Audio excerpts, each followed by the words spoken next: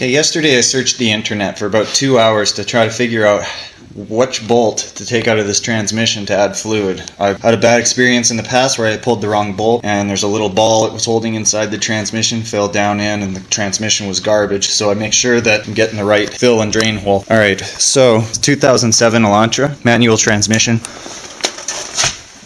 If you come down here right under the axle, that's the drain plug. So take out that bolt until it stops dripping, reinstall. Then you come up here, and it's that bolt right there. That one comes out, and you have to put a tube on your bottle or, whatever. That's up to you. I'm just showing you where the drain and the fill are, and I couldn't find a video anywhere.